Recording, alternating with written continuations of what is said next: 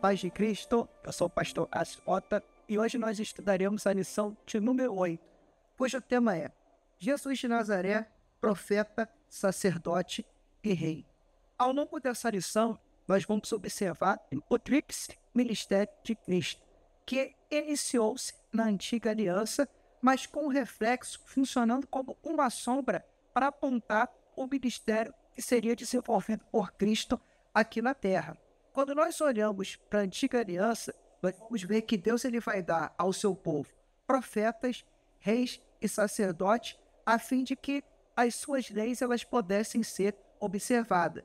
Por mais que tivesse um caráter transitório, já que apontava para Cristo, para um sacerdote, um profeta e um rei que teria o seu ofício eterno, nós vamos perceber que há algumas comparações com o ministério de Cristo e aquilo que nós percebemos na antiga aliança. Por exemplo, olhamos para o ministério profético de Moisés como libertador de Israel, legislador e mediador da antiga aliança entre Deus e o povo do Antigo Testamento. Nós também vemos essas características proféticas no nosso Cristo.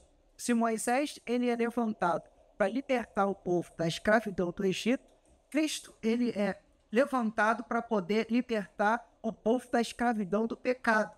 Moisés era o mediador entre o homem e a antiga aliança. Cristo ele veio para poder fazer a mediação entre Deus e os homens e a nova Israel. Então percebemos que Moisés, como um espelho, um tipo de Cristo, vai apontar também para o ministério profético que Deus ele vai exercer na terra.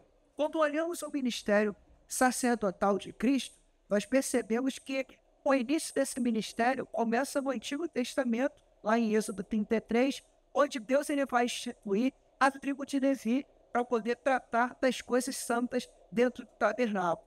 Por mais que aquele ministério sacerdotal ele fosse limitado, visto que as ofertas que os sacerdotes administravam naquela época expiavam o pecado de uma forma temporária, Cristo, quando ele vem a essa terra para poder cumprir seu propósito redentor, ele vai ser oferecido como uma oferta perfeita e o sacerdócio perfeito. Se na antiga aliança as ofertas e o sacrifício tinham caráter temporário, Cristo ele vai cumprir a oferta se entregando voluntariamente de uma forma única e completa. Já não vai precisar mais o sacrifício ser refeito, pois na cruz do Calvário, Cristo ele cumpre de uma vez por todas o sacrifício, sendo aceito por Deus para que pudesse haver a total expiação dos pecados da humanidade. Por isso nós percebemos que Deus ele vai, através de Cristo,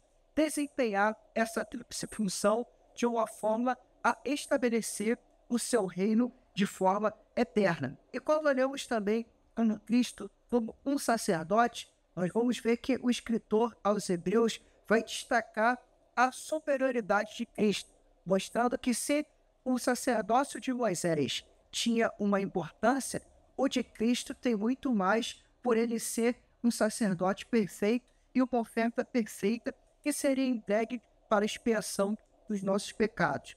Por isso temos também o nosso Cristo como o Rei prometido, visto que nós tivemos grandes reis na antiga aliança, como o rei Davi, o rei Josias, que fizeram o que era bom aos olhos do Senhor, bem como nós também tivemos alguns reis que não observaram a palavra do Senhor.